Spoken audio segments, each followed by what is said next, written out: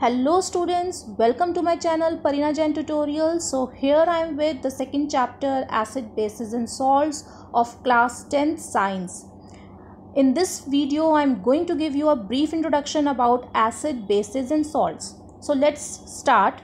First of all, let's understand that what are the sources of acids. So all the substances which are citrus in nature, they provide us acid. For example, the apple, the vinegar, lemon, tomatoes, grapes, tamarind, all these material are citrus in nature. So these all material contain acids in them.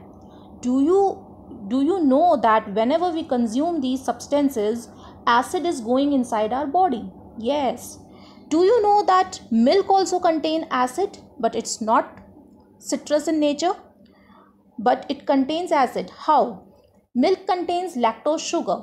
When it convert into curd, that lactose sugar convert into lactic acid. So this is how milk provide us lactic acid, not directly but indirectly.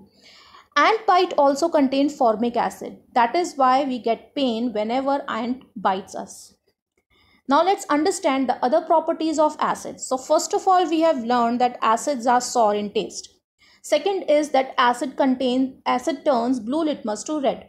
Now what is this blue litmus? This blue litmus is an indicator. These indicators are the substances which help us to know whether the given substance is acid, base, salt or whatever. For example, this is a substance.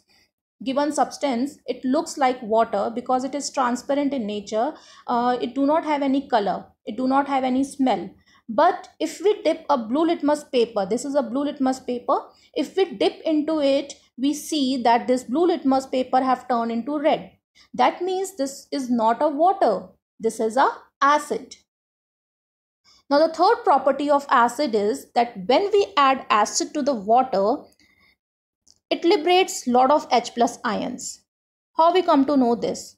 If we test this solution in a beaker, if we put the nails on it and we connect it with a bulb and battery, we see that the bulb will glow. That means the acids are good conductor of electricity. All the acids are soluble in water as well as they are the good conductor of electricity. They all are able to glow the bulb. Now let's understand the properties of bases. Bases are bitter in taste. As we have learned that acids are sour in taste, so bases are bitter in taste and they are soapy in touch. So these all materials which provide us base, for example, baking soda, bitter gourd, cucumber, green vegetables, these are all substances which contain base in them.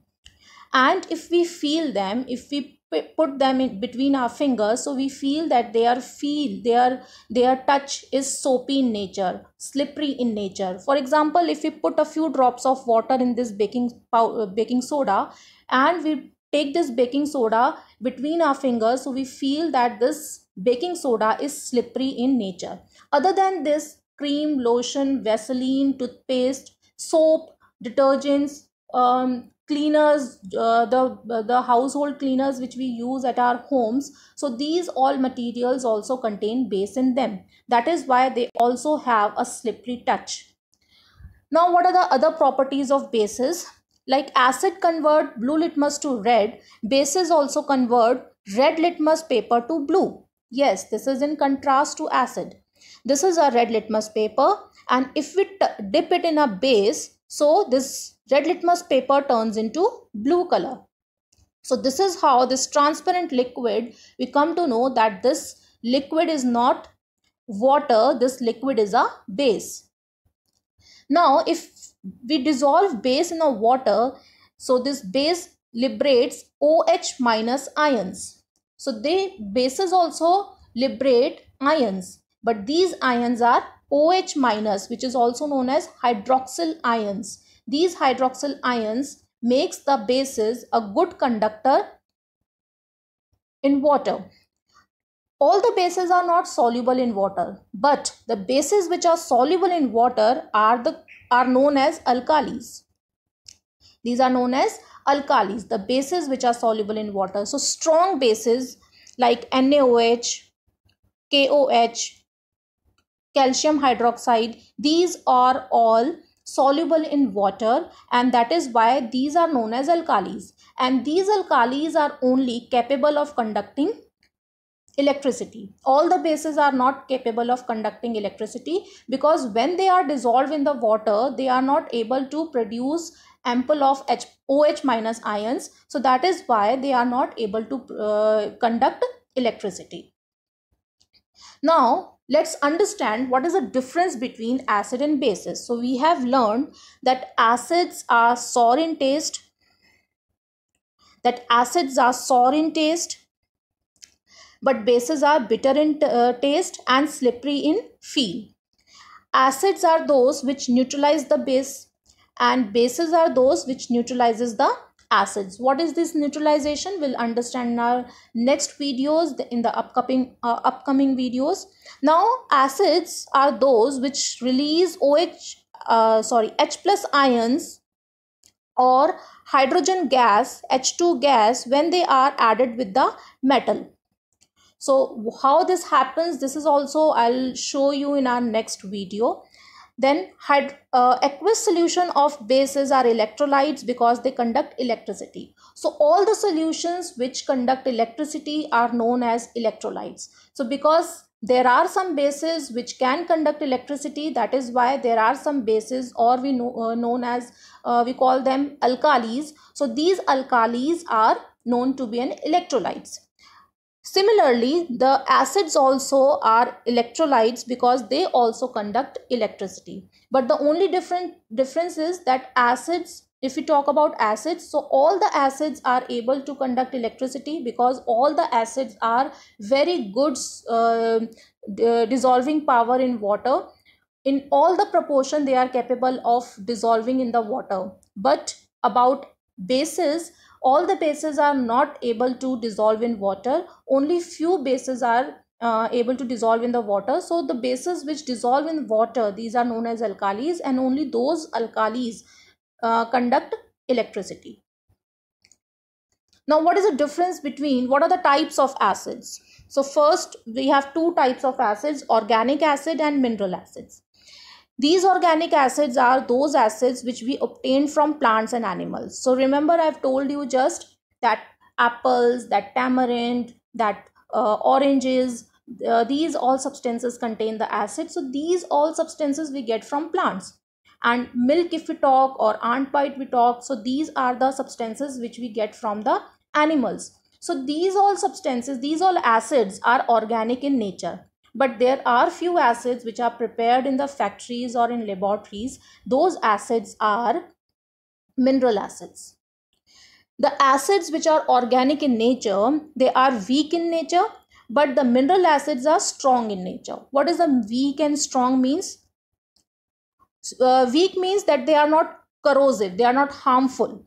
But strong acids means that they are corrosive, they are harmful. That is why organic acid can be consumed. We can consume these organic acid. They can enter in our body and they do not provide any harmfulness. In fact, they provide us vitamin C. But mineral acids are non-consumable. We cannot consume them because they are very harmful. If we touch them, then they can harm us. They can burn our fingers. Organic acids, the example are citric acid, acetic acid, tartaric acid, malic acid. These are all the examples of organic acids. Mineral acid examples are HCl, H2SO4, HNO3. These are all mineral acids. If you have visited your lab, so you must have seen these all acids are available in our labs too. Now, if we talk about the strength of acids, so we have four types of acids: strong acids, weak acid, concentrated acids, and dilute acids. So let's understand the meaning of all these because they are very important. We use them so many times when we talk about acids. So strong acid, first of all, the acids which gives lot of H plus ions or which can be easily convert into ions when they are dissolved in water. They are strong acids.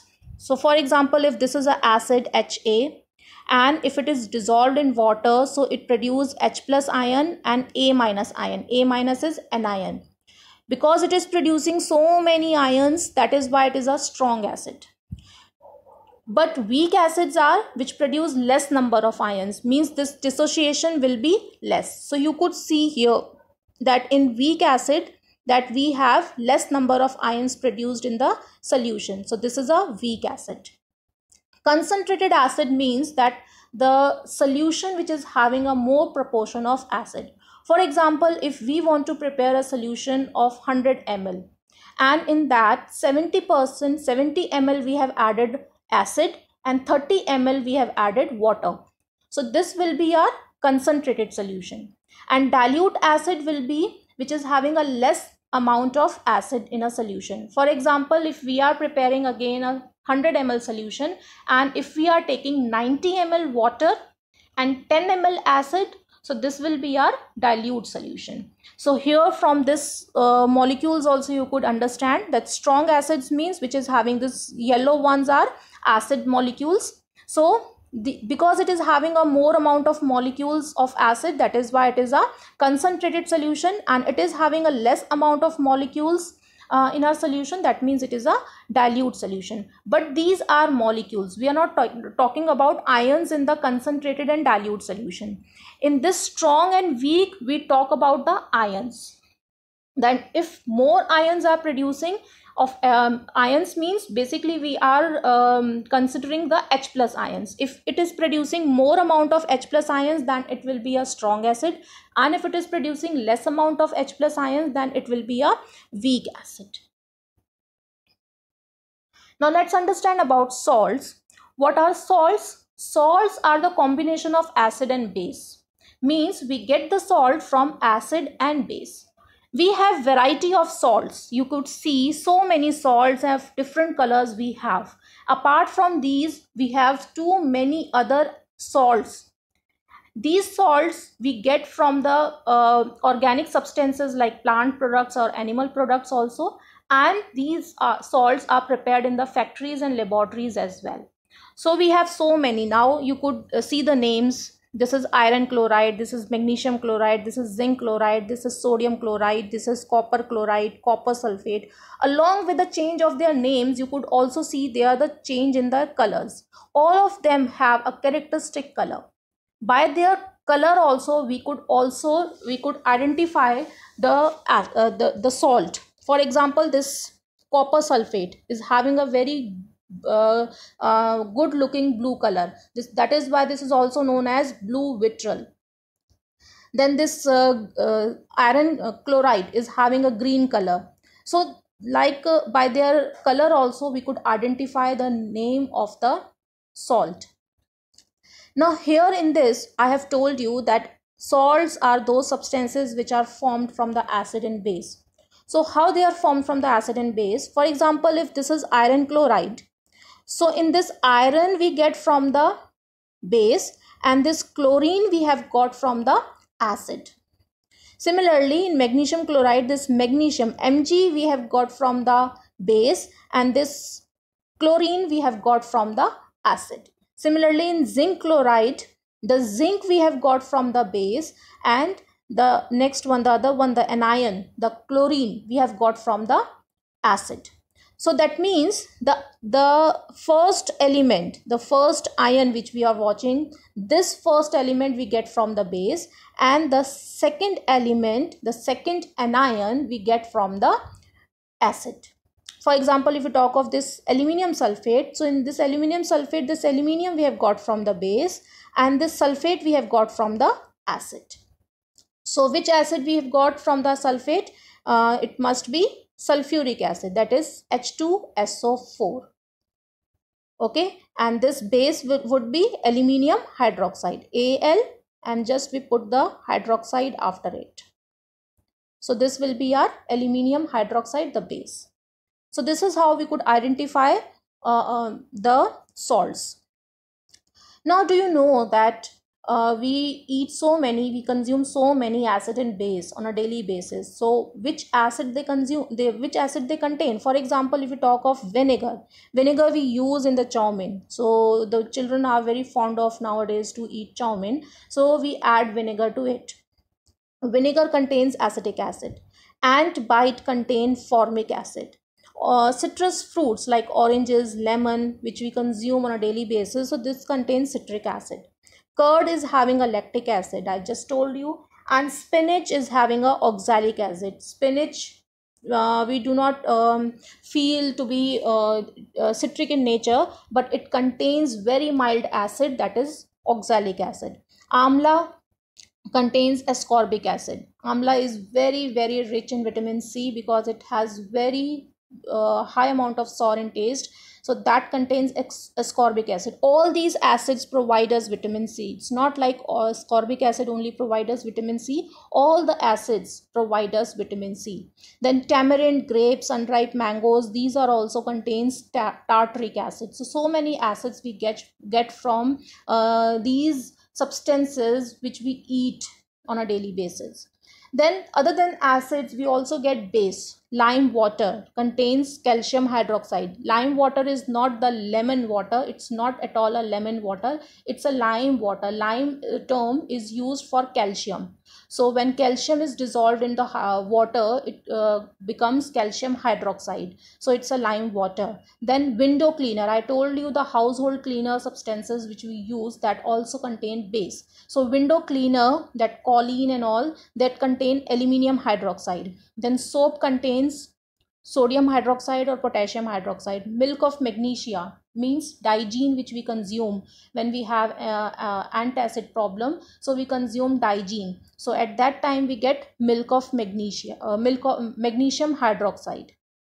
So this is all in this video, students. This is the introduction about acid, bases and salts. I hope you have understood about what all substances in which is in front of our eyes contain acid, base and salt. In the next video I tell you about how we can identify that which substance contain acid and which substance contain base. So till then you do these questions which will help you to enhance your knowledge. So thank you till then. Take care. Bye bye.